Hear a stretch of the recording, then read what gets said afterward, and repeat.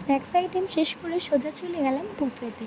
বুফেতে কী কী item আছে চলো তোমাদের দেখাই। স্টার্টারে ছিল ভেজ সবজি, তার মধ্যে ছিল কর্নেট সেটা আমি নিলাম। এরপরে ছিল পনির, এইদিকে রয়েছে সাদা ভাত, আর রয়েছে ডালটা কি সুন্দর ছিল না। এরপরে নিলাম একটু পোলাও, আর সোনা মামাম যেহেতু চাউমিন খেতে ভালোবাসে ওর বাবাকে বললাম একটু নিয়ে নাও। এরপরে চলে যাব স্যালাডের এখানে নানা রকম স্যালাড ছিল, আর ছিল আচার। আমি না স্যালাডটাই নিয়েছি, আমি আচারটা নিইনি। এরপরে মাছের ঝোল দিচ্ছিলো, আমি বললাম সেটা দিও না আমাকে চিকেন কষা দাও। আমি চিকেন কষা নিয়ে নিলাম। এরপরে এই দেখো, এইগুলো শেষ করতে না করতে কর্তামশাই রায়তা, বিরিয়ানি আর চিকেন কষা এনে হাজির করলো। সেটা শেষ করে নেব। আর সুইটে কী কী আছে সেটাও তোমাদেরকে বলবো। প্রথমেই আছে গোলাপ জামুন, মিষ্টি, পেস্ট্রি আর আইসক্রিম।